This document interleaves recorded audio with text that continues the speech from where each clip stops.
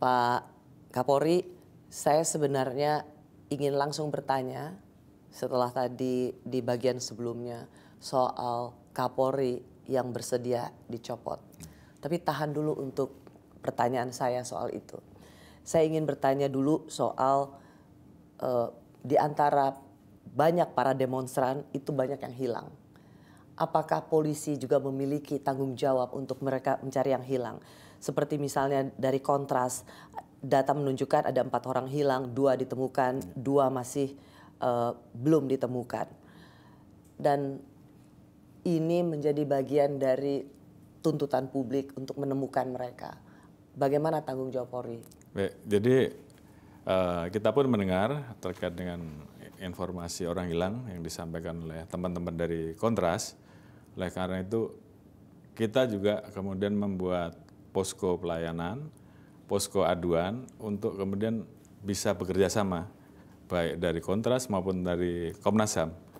Dan saat itu dari informasi awal kalau tidak salah 5 ya, itu kemudian akhirnya kita mendapatkan informasi terkait dengan keberadaan dari 2 orang yang kemudian kita cari, satunya kita dapatkan di Jawa Timur, yang satunya lagi di Kalimantan kalau tidak salah. Dan memang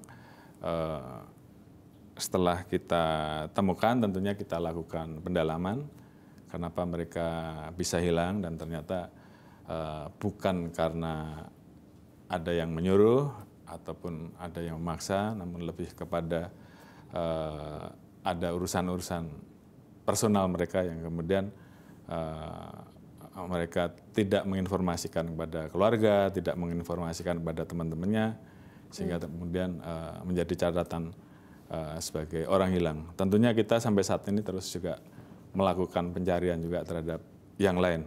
Ini sebagai bentuk bahwa kita, Polri, tentunya peduli terhadap hal-hal seperti itu, dan kita melakukan upaya semaksimal mungkin untuk bisa mendapatkan saudara-saudara kita, masyarakat yang ini saat ini ikut menjadi tanggung jawab polisi ya Pak?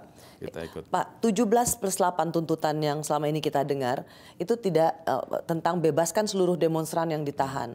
Dan ini juga terkait dengan permintaan Gerakan Nurani Bangsa, terutama juga dari Ibu Negara kemarin datang, Ibu Sinta Nuriyah Wahid, untuk membebaskan aktivis ditahan.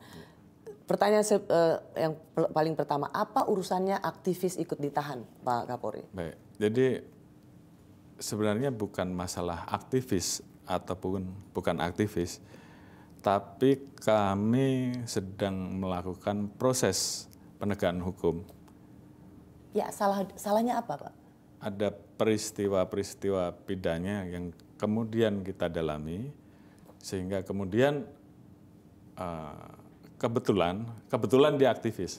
Bisa saja bukan aktivis, tapi kebetulan dia aktivis dan kemudian terkait dengan proses-proses yang saat ini sedang kita dalami. Artinya begini, sepanjang kita mendapati adanya alat buktinya cukup, menyangkut suatu pidana tertentu, tentunya kita harus mengambil langkah.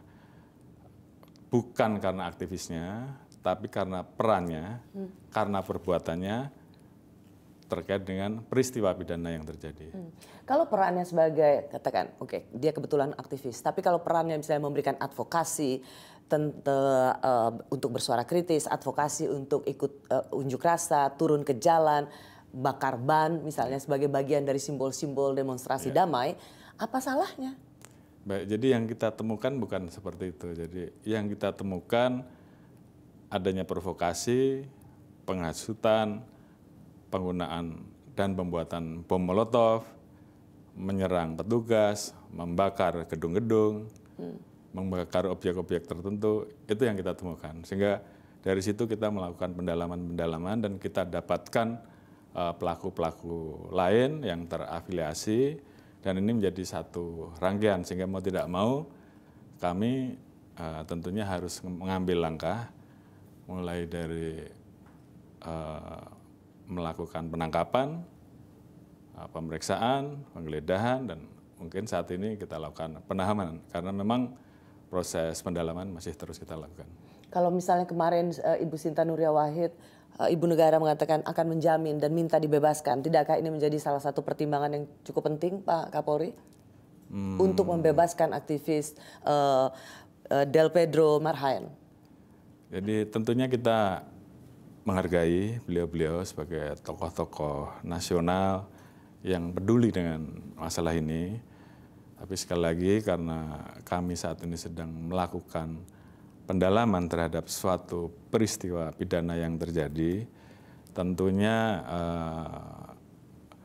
kami juga mengharapkan beliau-beliau memberikan kesempatan kepada kami untuk merangkai, mencari tahu, mendapatkan suatu titik terang sehingga semua yang terjadi menjadi jelas. Namun tentunya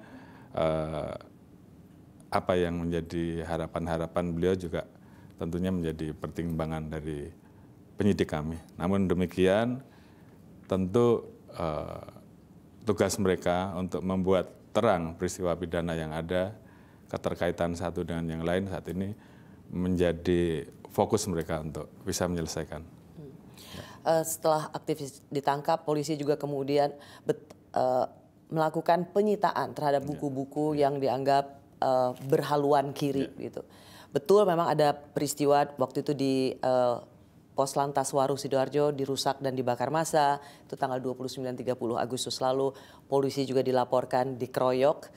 Nah, tapi kemudian ada penangkapan orang-orang termasuk anak yang di bawah umur atau anak yang berhadapan dengan hukum, tapi juga ada penyitaan buku yang dianggap beraliran kiri.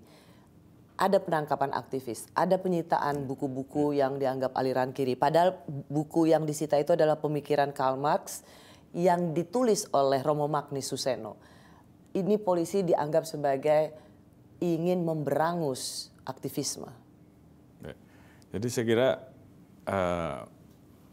kita tidak melakukan penyitaan terhadap buku aliran kiri, tidak.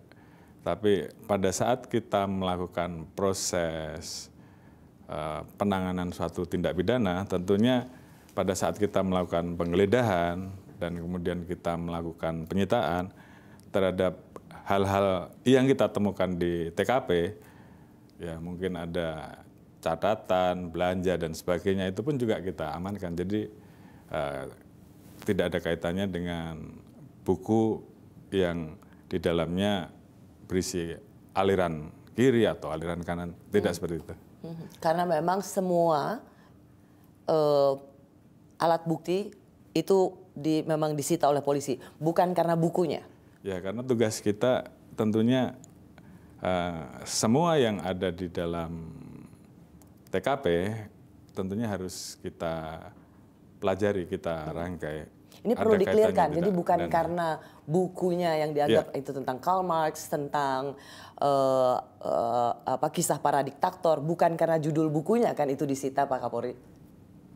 Kebetulan saja ada buku itu, tapi bukan karena bukunya ataupun aliran yang ada di dalam buku itu kemudian membuat buku itu disita. Jadi saya ingin meluruskan masalah ini. Ya. Pada bagian berikutnya, Pak Kapolri, banyak desakan supaya Jenderal Polisi Listio Sigit mundur. Apa jawaban beliau?